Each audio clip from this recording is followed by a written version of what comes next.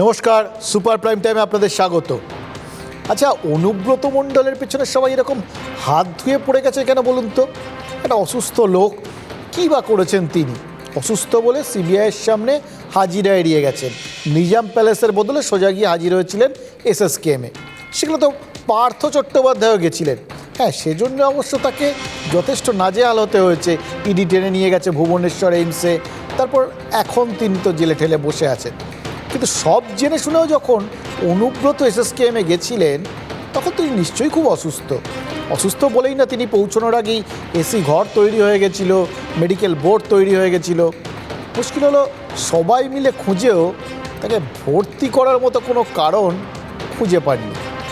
এসএসকেএমে গিয়ে ভর্তি হতে না পেরে অনুব্রত মণ্ডলকে ফিরে আসতে হলো, এবং ফিরে আসতে হলো চিনার পার্কে, সেখান থেকে বোলপুরে নিজের বাড়িতে। ভাবা যায় এরপর তো আবার সিবিআই পেছনে পড়ে যাবে। কেন পড়বে? কারণ তিনি সন্দেহভাজন। কিন্তু তাতে কি হলো? সে তো অনুব্রতরই কাছাকাছি বাড়ির রবীন্দ্রনাথ ঠাকুরেরও নাম ছিল ইংরেজ পুলিশের সন্দেহভাজনের তালিকায়। লালবাজারের খাতায় তার পরিচয় ছিল রবি টেগোর, আইবি সাসপেক্ট নাম্বার 11। শোনা যায় জোড়াসাঁকোর বাড়ির থেকে কবি রাস্তায় পা দিলেই গুপ্তচর মারফত সেই খবর পৌঁছে যেত হেড অফিসে। অনুব্রত মণ্ডল তিনি তো বীরভূমেরই মানুষ, আর 5 জন বাঙালির মতোই।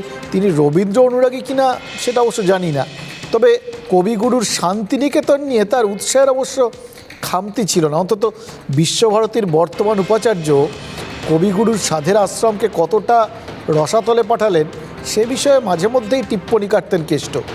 তবে আপাতত বেশ কিছুদিন হলো কেষ্ট মণ্ডলের মুখে বিশেষ রাশ উঠছে না। কী বার করবেন? এতদিনের ত্রাতা এসএসকেএমও অমন দোর্দণ্ড প্রতাপ নেতার মাথা থেকে ছাতা সরিয়ে নিল। নিজাম যে অপেক্ষায় রয়েছে, সেখানে যে সিবিআই রয়েছে, এটা তার ভাবলো না। দেখুন, কষ্ট করলে যে কেষ্ট পাওয়া যায় তা এতদিনে জেনে গেছেন গোয়েন্দারা, কিন্তু কতটা কষ্ট করলে তবে কেষ্ট মণ্ডলকে পাওয়া যাবে? আজ অনুব্রত মণ্ডল বীরভূমে ফিরেছেন, কিন্তু কতদিন এভাবে হাজিরা এড়াবেন? অনুব্রত মণ্ডলকে একদিন না একদিন নিজামে ঢুকতেই হবে। ঢুকলে আর বেরোবেন কি না সে গ্যারান্টিটা কি কেউ দিতেই পারছেন না, বরং এভাবে সিবিআইকে বারবার এড়িয়ে নিজের বিপদ আরও বাড়াচ্ছেন বলেই মনে করছেন কেউ।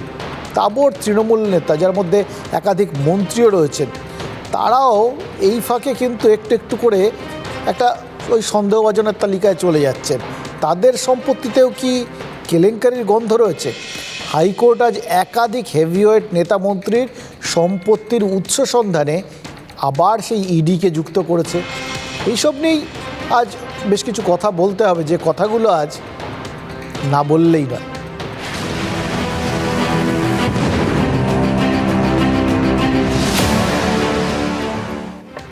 অনুব্রত মণ্ডল কিন্তু একটা কথা ভেবে একটু সান্ত্বনা পেতে পারেন। একা তিনি নন, তৃণমূলের তাবড় নেতার সম্পত্তির ওপর নজর পড়েছে হাইকোর্টের। কিভাবে ফুলে ফেপে উঠেছে ফিরহাদ হাকিম, ব্রাত্য বসুদের সম্পত্তি, এই প্রশ্নের উত্তর পেতে মামলায় ইডিকে পার্টি করতে বলেছে হাইকোর্ট। তালিকাটা দেখলে বুঝবেন এবার কিন্তু সত্যিই গা উজাড় হয়ে যেতে পারে।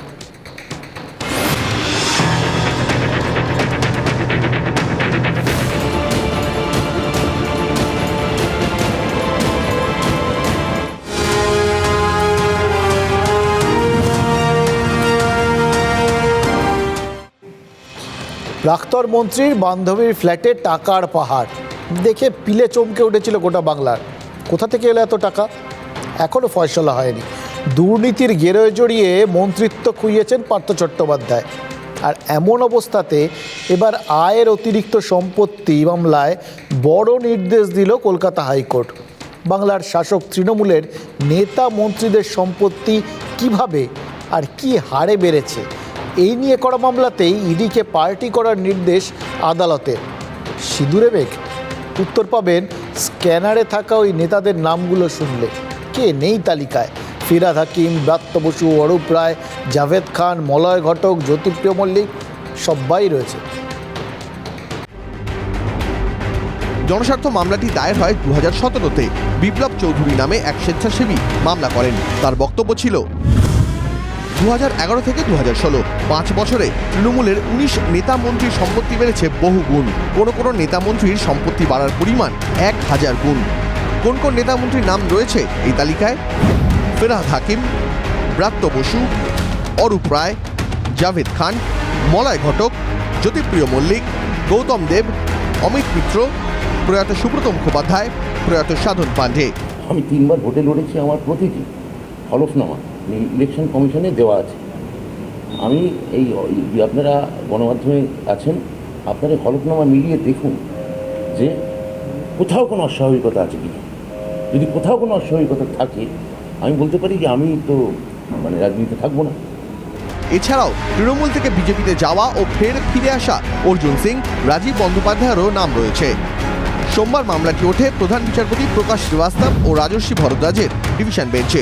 আদালত নির্দেশ দেয়, আয়ের অতিরিক্ত সম্পত্তি মামলায় এবার যুক্ত করতে হবে ইডিকে। 12 সেপ্টেম্বরের মধ্যে ইডিকে মামলায় পার্টি করতে হবে।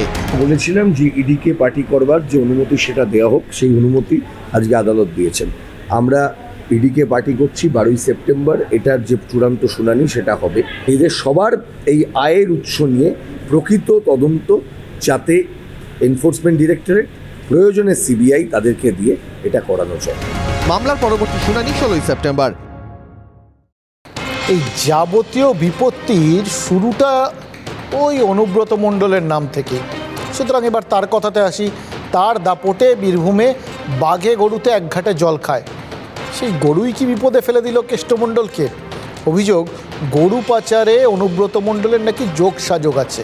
এখন পর্যন্ত বিভিন্ন অভিযুক্তকে জেরা করে বিভিন্ন জায়গায় তল্লাশি করেছে কেন্দ্রীয় তদন্তকারী সংস্থা। গরু পাচারে ইধার থেকে উধার হওয়া টাকা কোনো না কোনোভাবে কি অনুব্রতর কাছেও পৌঁছতো? বিরোধীদের দাবি, অনুব্রতকে নজরানা না দিয়ে বীরভূমে আলপিনো ইধার থেকে উধার হয় না। আর এ তো গরু। সিবিআই আধিকারিকরা আজকে যে চার্জশিট পেশ করেছেন, তাতে কিন্তু অনুব্রত মণ্ডলের বিপদ আরও বেড়েছে।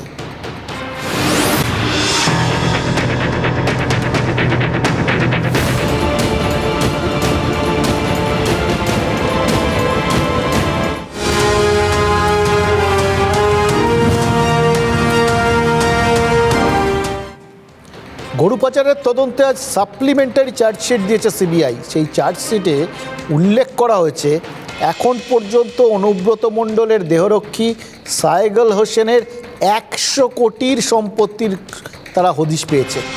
তার 49টা দলিলে নাকি অনুব্রত মণ্ডল এবং তার আত্মীয়দের নাম রয়েছে।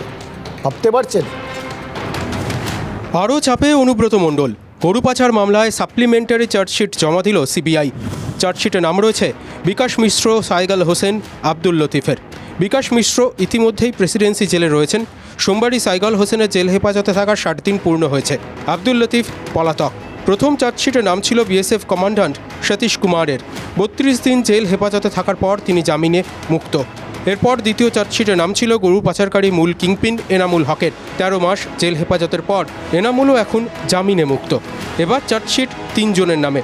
এর মধ্যে উল্লেখযোগ্য, বীরভূমের তৃণমূল জেলা সভাপতি অনুব্রত মণ্ডলের দেহরক্ষী সাইগল হোসেন। সিবিআইয়ের দাবি, তার কাছ থেকে প্রায় 100 কোটি টাকার সম্পত্তির হদিশ মিলেছে। মোট 49টি সম্পত্তির দলিল জমা পড়েছে আদালতে। সূত্রের খবর, সমস্ত দলিল অনুব্রত মণ্ডল ও তার পরিবারের লোকজনের নামে রয়েছে। সাইগল হোসেনের বিরুদ্ধে এই মামলাতে, গরু পাচারের মামলাতে চার্জশিট জমা পড়েছে। যেহেতু উনি স্টেট গভর্নমেন্টের এমপ্লয়ি, স্টেট গভর্নমেন্টের কাছ থেকে একটা স্যাংশন প্রয়োজন ছিল, যেটা সিবিআই নেয়নি, তাই জন্য কগনিজেন্স নেওয়া যায় না। সাইগল হোসেনের নামে বলা হয়েছিল যে 100 কোটি টাকার সম্পত্তি নাকি ওনার কাছ থেকে পাওয়া গেছে, যেটা সর্বৈব মিথ্যা। আজকে সেটা প্রমাণ করলো সিবিআই। কারণ সিবিআই তার চার্জশিটে লিখেছেন অ্যাকুমুলেটিভ অ্যাসেটস অফ সাইগল হোসেন এবং তার পরিবারের 4 কোটি টাকা। অর্থাৎ এই যে ডিফারেন্স অফ 96 ক্রোর, সেটা কোত্থেকে হয়েছে আমরা জানি না, কিন্তু আজকে আমরা সিবিআই চার্জশিটে কিন্তু এই বিষয়টা পরিষ্কার হয়েছে। এসব যে খুঁজলে পাওয়া যাবে, সে কথা কি আর অনুব্রত মণ্ডল জানতেন না? জানতেন বলেই বোধহয় আজ এসএসকেএমে ছুটেছিলেন। সেই এসএসকেএমে যে হাসপাতাল ইদানিংকালে অভিযুক্ত নেতা মন্ত্রীদের আশা ভরসা সব কিছু। তদন্তকারীরা ডাকলেই হাজির এড়াতে এর আগেও অনুব্রত গিয়ে এসএসকেএমের বেডে শুয়ে পড়েছেন। কিন্তু এবার ব্যাপারটা ঠিক সেরকম না। আসলে পার্থ চট্টোপাধ্যায়ের ক্ষেত্রে যে মুখ পুড়েছিল তাতে বেশ সাবধানী হয়ে পড়েছে এই সুপার স্পেশালিটি হাসপাতাল। প্রথমে পার্থ চট্টোপাধ্যায়ের বিভিন্ন শারীরিক সমস্যার কথা জানিয়েছিল এসএসকেএম, অথচ আদালতের নির্দেশে ভুবনেশ্বর এইমসে নিয়ে যেতেই জানা যায় পার্থ চট্টোপাধ্যায়ের সমস্যাগুলো কোনোটাই জরুরি নয়, মানে হাসপাতালে ভর্তি রাখার মতো কিছু হয়নি। মনে হচ্ছে সেই ঘটনার থেকে এসএসকেএম শিক্ষা নিয়েছে, কারণ চিকিৎসক হলেই তো নিন্দার ঝড় বয়ে গিয়েছিল সরকারি হাসপাতালের ওই ভূমিকায়। এসএসকেএম অনুব্রতকে ভর্তি নেয়নি। অনুব্রত খড়কুটো আঁকড়ানোর চেষ্টা করলেও আজ অন্তত ব্যর্থ হয়েছে। বড় বিপদে কেষ্ট। হাজিরার দিনেই ধারা বজায় রেখে সকাল সকাল হাসপাতালে বীরভূমের বাহুবলী। বিপদটা ওখানেই হলো। পরীক্ষা নিরীক্ষা করে এসএসকেএম জানিয়ে দিল ভর্তি হওয়ার দরকার নেই, শরীর ঠিক আছে, এমনকি মানসিক চাপেও নেই অনুব্রত মণ্ডল। TV9-এর প্রতিনিধিকে জানালেন চিকিৎসক সরোজ মণ্ডল। না ভর্তি হচ্ছে হ্যাঁ হচ্ছেন না, ভর্তি হচ্ছেন না? না ওই কেমন দেখেন? আগেতে বেটার আছে, আগের থেকে এখন ভর্তির প্রয়োজন নেই? না প্রয়োজন নেই। এখন তাহলে মূলত কী ধরনের অসুবিধা রয়েছে? আছে যেমন শ্বাসকষ্ট থাকে যেমন আছে, সব রিপোর্ট দিয়েছি ওখানে। হার্টেরটা মানসিক Seven চাপ আছে। কি রয়েছে? মানসিক চাপ কি রয়েছে? দেখে মনে হলো না, Stress? দেখে মনে হলো না। এবার উডবার্নেই লাঞ্চ সেরে বেরিয়ে পড়লেন কেষ্ট। গন্তব্য চিনার পার্কের ফ্ল্যাট। সেই ফ্ল্যাটে ঢোকার মুখে অনুব্রতর গলার আওয়াজ শোনা গেল। বলেন সিবিআইকে জানিয়ে দিয়েছেন তিনি যাচ্ছেন না। দাদা কোথায় যাচ্ছেন?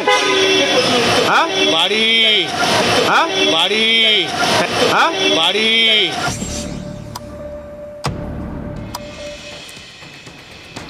বাড়ি গেলেন বটে অনুব্রত মণ্ডল, কিন্তু বাড়িতেও কতক্ষণ স্বস্তিতে থাকতে পারবেন সেটা ঠিক বলা যাচ্ছে না, কারণ তিনি বাড়ির রাস্তায় অর্থাৎ বীরভূমের রাস্তায় রওনা হতেই চিনার পার্কের ওই ফ্ল্যাটে কিন্তু সিবিআই পৌঁছে গেছে।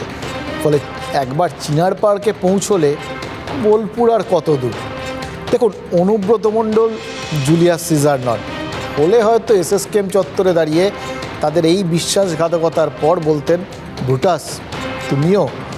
এসএসকেএম আশ্রয় না দেওয়ার পর জল্পনা শুরু হয়েছিল যে এবার কি হবে, অনুব্রতকে তো সিবিআইয়ের কাছে যেতেই হবে।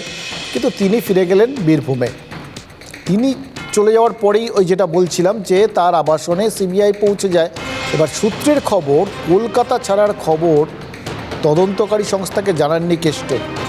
তাহলে কি কোনো একটা বিশেষ উদ্দেশ্য নিয়েই তার ওই চিনার পার্কের ফ্ল্যাটে গেছিলেন সিবিআইয়ের তদন্তকারীরা?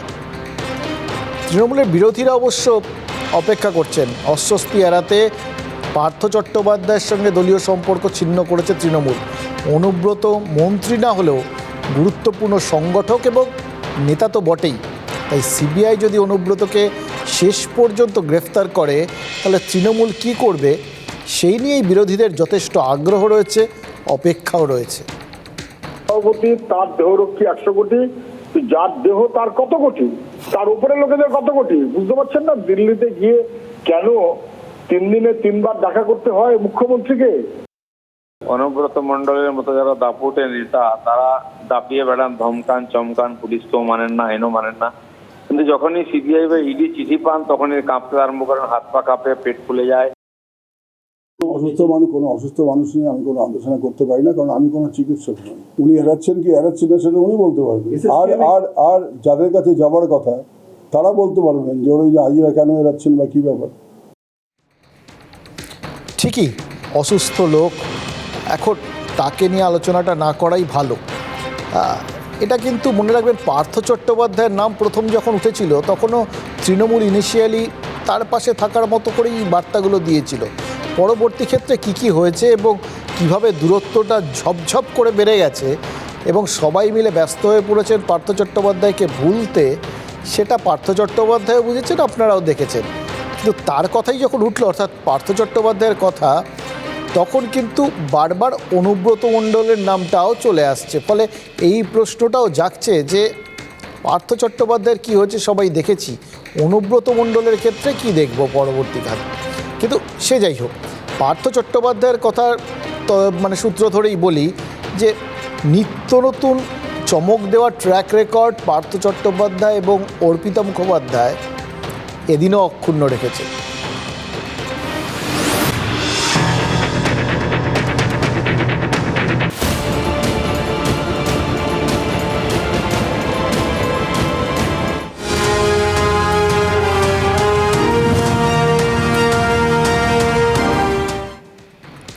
বিলাস বৈভব এগুলো সব অতীত। জেলের কুঠুরিতে কেমন দিন কাটছে পার্থ চট্টোপাধ্যায় ও অর্পিতা মুখোপাধ্যায়ের? জেল জীবনের সঙ্গে কি ক্রমশই অভ্যস্ত হয়ে উঠছেন অপা? সূত্রের খবর, পার্থ চট্টোপাধ্যায় সংশোধনাগার কর্তৃপক্ষকে জানিয়েছেন তিনি বাড়তি কোনো সুবিধা চান না, তাই নিজের থালা নিজেই সাফ করছেন। অনেকে বলছেন আদালতের বিষ নজর এড়াতেই এমন কৌশল প্রাক্তন মন্ত্রীর। প্রতিকূল পরিস্থিতিতে যে ওজন বুঝে চলতে হয় সেটা পার্থ বুঝতে পারছেন। প্রভাবশালী তকমা এড়াতে মরিয়া তিনি, কারণ ওই একটা তকমা বিপদ আরও বাড়িয়ে দিতে পারে। সূত্রের খবর, গড়াদের আড়ালে তাই যথাসম্ভব চুপচাপই থাকছেন প্রাক্তন মন্ত্রী, একদমই কথাবার্তা বলছেন না। কিন্তু যাই হোক, পার্থ চট্টোপাধ্যায় কি বুঝেছেন যে প্যান্ডোরার বাক্সটা সত্যিই খুলে গেছে? কয়লা কেলেঙ্কারিতে যদি সত্যিই এবার তাদের নামও জড়িয়ে যায় তাহলে কিন্তু আরও মুশকিল। ইডির পর কি পার্থ অর্পিতাকে সিবিআইয়ের ঠেলা সামলাতে হবে?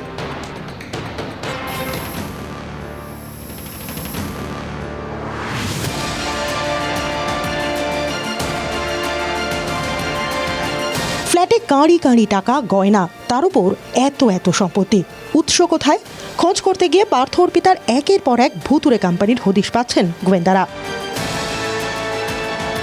আদালতে অনন্ত টেক্স ফ্যাব প্রাইভেট লিমিটেড নামে একটি সংস্থার কথা জানিয়েছে ইডি। যে সংস্থা থেকে পার্থর পরিবার ও অর্পিতার কাছে টাকা যায় বলে দাবি গোয়েন্দাদের। সেই সূত্র ধরেই অনন্ত টেক্স ফ্যাবের খোঁজ করি আমরা TV9 বাংলা। জানা যায়, এই সংস্থার 100% শেয়ার হোল্ডার অর্পিতা ও তার কোম্পানি ইচ্ছে এন্টারটেইনমেন্ট। 2017 সাল পর্যন্ত এই সংস্থার 100% শেয়ার ছিল পার্থর স্ত্রী, মেয়ে ও জামাইয়ের। নথি অনুযায়ী সংস্থার 2 ডিরেক্টর মৃন্ময় মালাকার ও রণেশ কুমার সিং। সংস্থার এজিএম, ব্যালেন্স শিট ও অন্য নথিতে সই রয়েছে মৃন্ময়।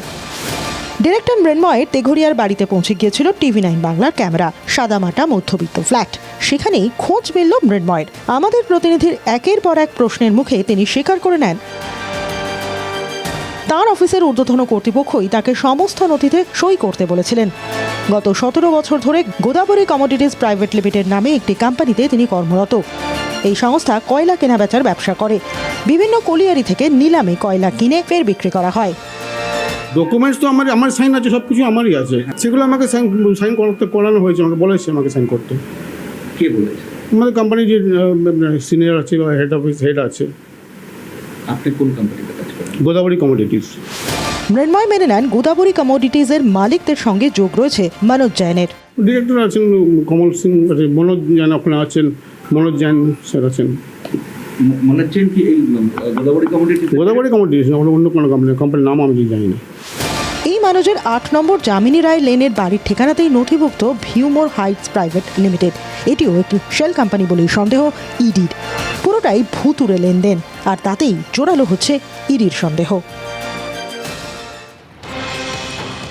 আয়ের অতিরিক্ত সম্পত্তি মামলায় ইডি যুক্ত হচ্ছে। অনুব্রত থেকে পার্থ, হেভিওয়েট নেতাদের বিরুদ্ধে লম্বা হচ্ছে অভিযোগের তালিকা। অস্বস্তি তৃণমূলের ওপর মহলেও নিঃসন্দেহে বাড়ছে। সেই অস্বস্তি কি প্রকট হয়েছে মমতা বন্দ্যোপাধ্যায়ের দিল্লি সফরে? মমতা বন্দ্যোপাধ্যায় এর আগে যতবার দিল্লি গেছেন তুমুল হইচই হয়েছে। রাজধানী শহরে মমতা যাচ্ছেন বলে বিভিন্ন বিরোধী নেতার তৎপরতা দেখা গেছে। বিরোধী নেত্রীকে নিয়ে ঘন ঘন বাইট দিয়েছেন, কখনো কংগ্রেস, কখনো আপ, কখনো বা বিরোধীরা। এবার কিন্তু এটা পুরো অন্যরকম সফর হলো। মমতা বন্দ্যোপাধ্যায় দিল্লি গেলেন, 4 দিন থাকলেন, কিন্তু তাকে বিরোধীদের সঙ্গে যেমন দেখা গেল না, তেমনি বিরোধীদেরও তাকে নিয়ে তেমন কোনো তৎপরতা ছিল না, তেমন কোনো বক্তব্যও নেই। বিরোধীদের সঙ্গে বৈঠকও তো করলেন না। হলোটা কি বলুন তো? তাহলে কি বিজেপির প্রতি যাবতীয় মনোযোগ ছিল তৃণমূলের? প্রধানমন্ত্রীর সঙ্গে দেখা হয়েছে, কথা হয়েছে, কিন্তু কাজের কাজ কি কিছু হয়েছে? 4 দিনের দিল্লি সফরে কোনো বিরোধী নেতার সঙ্গেই মুখ্যমন্ত্রীর দেখা হয়নি, এমনকি অরবিন্দ কেজরিওয়ালও নন। যদিও 3বার দেখা হয়েছে প্রধানমন্ত্রীর সঙ্গে। নীতি আয়োগের জন্য আসছেন, তার জন্য তিনি নিজের উদ্যোগে প্রধানমন্ত্রীর সঙ্গে একটা সাক্ষাৎ চেয়েছেন। বাকিগুলো যদি প্রধানমন্ত্রী বা রাষ্ট্রপতির পক্ষ থেকে তাকে ডেকে পাঠানো হয়, তাতে যোগদান করা খুবই দরকার। বিরোধী দলের নেতাদের সঙ্গে তার কথা বলার কোনো প্রয়োজন মনে করেননি। একটা ডিল দার্জিলিং এ করেছেন, পরের ডিলটা কি হবে তার ব্যবস্থা করার জন্য অন্তত পিসি ভাইপো যেন বেঁচে পড়তে ঠিক মতো থাকতে পারে, মোদ্দা কথা ডিল 2। যারা এই সেটিং তত্ত্ব পশ্চিমবঙ্গের মানুষের সামনে বলেছিলেন, ওই দুটো দলকেই একদম সাইডলাইনের বাইরে করে দিয়েছে। শ্রমিকবাবু বললেন বটে, কিন্তু সংশয় তো তার দলের লোকেদের মধ্যেও। সেটিং হয়নি প্রমাণ করুন প্রধানমন্ত্রী, টুইট করেছেন তথাগত রায়। মমতা ব্যানার্জি প্রত্যেকবার এই সুযোগটা নেন, এখানে এসে সেটিং করার একটা রাস্তা দেখান যে আমি ঠিক করে নিয়েছি। দেখুন কাণ্ড, সেটিং বলে ফেলছেন দিলীপ ঘোষও। এই যে বিশ্বাসঘাতকতা, বিশ্বাসহীনতা, সংশয়, এগুলো সব সেই ট্রয়ের ঘোড়া মানে ট্রোজান হর্স থেকে এসেছিল, যার পেটে চেপে শত্রু শিবিরে ঢুকে পড়েছিল গ্রিসের সেনা। তথাগত রায় বলছিলেন যে দলবদলের নামে বিজেপির ভেতর গুপ্তচর পাঠিয়েছে তৃণমূল। বিজেপিও তো বিভিন্ন সময় একই দাবি করেছে, তৃণমূলের ভেতরেও নাকি তাদের গুপ্তচর আছে। আসলে দেওয়ালেরও যে কান আছে তা বিলক্ষণ জানেন নেতারা। রাজনৈতিক বিট যারা কভার করেন, দিল্লির সেই সাংবাদিকরা শুক্রবারই জানিয়েছিলেন মমতা বন্দ্যোপাধ্যায়ের বডি ল্যাঙ্গুয়েজ অন্যান্য বারের মতো নয়। বিশেষ করে প্রধানমন্ত্রীর সঙ্গে বৈঠক সেরে বেরোনোর পর তার হাবভাব ঠিক স্বতঃস্ফূর্ত ছিল না। কেন্দ্রীয় প্রকল্পের টাকা আদায়ে যে চিঠি মুখ্যমন্ত্রী লিখেছেন, সেই চিঠির ভাষাতেও কোনো ঝাঁজ ছিল না। সূত্রের খবর, শনিবার রাষ্ট্রপতি ভবনের অনুষ্ঠানে বলার সুযোগ না পেয়ে ভেতরে ভেতরে রুষ্ট হয়েছেন মমতা বন্দ্যোপাধ্যায়। গতকাল নীতি আয়োগের বৈঠক সেরেই ফিরে এসেছেন বাংলায়। সেই বৈঠকেও বলার সুযোগ পেয়েছিলেন, কিন্তু সেখানেও ওই যেটা বলছি কোনো হুঙ্কার বা ঝাঁজ ছিল না, বরং আর্জি ছিল। নীতি আয়োগের বৈঠকে কেন্দ্রের সুর মিলিয়ে নাকি তিনি মোটামুটি কথা বলেছেন। গতকাল বৈঠকে 15 মিনিট কথা বলেন বাংলার মুখ্যমন্ত্রী। তার মধ্যে অনুরোধের সুরে শোনা যায় মূলত দুটো অভিযোগ। এক, রাজ্যের দাবিগুলো বেশি গুরুত্বের সঙ্গে দেখা উচিত। 2, কেন্দ্রীয় নীতি জোর করে যেন রাজ্যের ওপর চাপিয়ে দেওয়া না হয়। এবং এই কেন্দ্রীয় নীতি বলতে তিনি মোটামুটি ওই শিক্ষানীতির কথাই বলেছেন। রাজনৈতিক মহলের অভিমত, মমতা বন্দ্যোপাধ্যায় বুঝিয়েছেন তিনি কেন্দ্রের পাশেই আছেন। এরকম সময়ে এরকমই থাকতে হয়, এটা হয়তো তৃণমূল নেতারা অনেকেই বলছেন। কিন্তু কংগ্রেস সহ বিরোধীদের অভিযোগ, স্বার্থ রক্ষা করতেই বিজেপিকে চটাচ্ছে না তৃণমূল। আসলে দিল্লি থেকে মমতা বন্দ্যোপাধ্যায় সত্যিই খালি হাতে ফিরেছেন কি না সেটা বোধহয় বোঝা যাবে আগামী দিনে। দেখুন, রাজ্যের ভাড়ারের যা অবস্থা, তাতে মমতা বন্দ্যোপাধ্যায়ের কেন্দ্রীয় সাহায্য দরকার। অন্তত ওনাদের বক্তব্য মতো যে বকেয়া টাকাগুলো রয়েছে, রাজ্যের যা পাওনা, সেগুলো যদি কেন্দ্রীয় সরকার মিটিয়ে দেয় তাহলে আপাতত খানিকটা স্বস্তির নিঃশ্বাস ফেলতে পারেন। সেটা যদি না হয় তাহলে মমতা বন্দ্যোপাধ্যায়ের হতাশ হবার বা ভেতরে ভেতরে ক্ষুব্ধ হওয়ার যথেষ্ট কারণ আছে, এবং দুশ্চিন্তাগ্রস্ত হওয়ারও কারণ রয়েছে। যদিও বাম এবং কংগ্রেস নেতাদের দাবি, কেন্দ্রীয় সংস্থাগুলোর ভূমিকা খেয়াল করলেই বোঝা যাবে মুখ্যমন্ত্রীর দিল্লি সফর বিফলে গেল কিনা। আপাতত অবশ্য তেমন কোনো লক্ষণ চোখে পড়ছে না। পার্থ চট্টোপাধ্যায়ের নামে যেভাবে নতুন নতুন অভিযোগ আসছে, তা দেখে কি কৃষ্ণমণ্ডলকেও কাল্টিভেট করতে চাইবেন না তদন্তকারীরা? নতুন কোনো টুইস্ট না এলে এরপর কিন্তু তাকে নিজাম প্যালেসে যেতেই হবে, সেটা কাল হোক বা পরশু। হাতের কাছে কেষ্টকে পেয়ে কি শুধু প্রশ্ন করেই ছেড়ে দেবেন তদন্তকারীরা?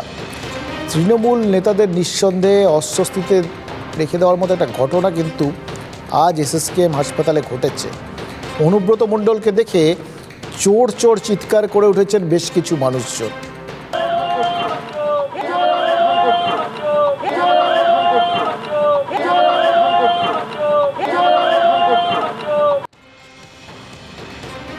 পার্থ চট্টোপাধ্যায়কে লক্ষ্য করে এক 8 পৌড়ে মহিলার চটি ছুঁড়ে মারা আর জনতার এই চোর চোর আওয়াজ, তারপর আবার কেষ্টকে দেখে এই চিৎকার, এসব কিসের লক্ষণ বলুন তো? দেওয়াল লিখন কি পড়তে পারছে তৃণমূল? আজ এসএসসির চাকরি প্রার্থীদের একাংশের সঙ্গে বৈঠক করেছেন শিক্ষামন্ত্রী। অভিষেক বন্দ্যোপাধ্যায়ের পর ব্রাত্য বসুর সঙ্গে বৈঠকও সদর্থক, জানিয়েছেন চাকরি প্রার্থীদের প্রতিনিধি। শিক্ষামন্ত্রী সেখানে কি বলেছেন জানেন? তিনি নিজেই পরে জানিয়েছেন সেটা। বলেছেন চাকরি দেওয়ার এখতিয়ার নেই শিক্ষা দপ্তরে। আচ্ছা, তা যদি না থাকে তাহলে এত বৈঠক করে কি লাভ হলো বলুন তো? আন্দোলনকারীদের কি বোকা বানানোর খেলা চলছে? এই নিয়োগের বিষয়ে যে আলোচনা হলো সেটা সম্পূর্ণ সদর্থক আলোচনা। সে আলোচনা অত্যন্ত ভালো আলোচনা হয়েছে। 2179টা সিট ক্রিয়েট হয়ে আছে।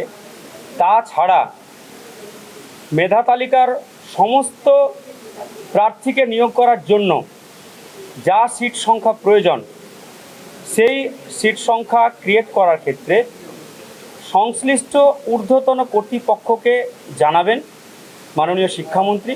এ বিষয়ে তিনি আমাদের আশ্বস্ত করলেন। আইনি প্রক্রিয়া খতিয়ে দেখে পদ অতিরিক্তকে সৃষ্টি করতে হবে সেটা দেখে আমরা ঊর্ধ্বতন কর্তৃপক্ষের কাছে পাঠাবো। এটা আমাদের দপ্তরের বিষয় নয়। যেভাবে আগের সুপার নিউমেরিক্যাল পোস্ট আমাদের দপ্তরের বিষয় ছিল না, এই বিষয়টা আমাদের দপ্তরের একার বিষয় নয়। ফলে আমি কি করে এইভাবে কোনো নিশ্চয়তা আমি দিয়ে দিতে পারি? দেখুন, অনেকেই বলছেন এসএসসি আন্দোলন ভাঙতে নিয়োগ কেলেঙ্কারি ধামাচাপা দিতেও নাকি সেটিংয়ের চেষ্টা হচ্ছে। আন্দোলনকারীদের একটা অংশকে বুঝিয়ে সুঝিয়ে বাগে আনতে চাইছে তৃণমূল। পাহাড় প্রমাণ চাপ কমাতে নাকি আশ্বাসের বন্যাও বইছে। মেরিট লিস্টের সবাইকে চাকরি দেওয়ার যে আশ্বাস দেওয়া হচ্ছে তা পূরণের ক্ষমতা শিক্ষামন্ত্রীর হাতে নেই। আমরা চোখের সামনে দেখছি ধর্মতলায় আন্দোলন চলছে, দেখছি নিয়োগের আশায় দিন গুনছেন হাজার হাজার ছেলে মেয়ে, আর নেতাদের একের পর এক কাণ্ড কারখানা দেখে তাজ্জব বনে যাচ্ছে। কে জানে অনুব্রত মণ্ডলকে নাগালে পেলে সিবিআই কি খেল দেখাবে। কথায় বলে অপেক্ষার ফল মিষ্টি হয়। সিবিআই নাকি অনুব্রত, কার পক্ষে যে সেই ফল যাবে এখন অপেক্ষা করে দেখতে হবে।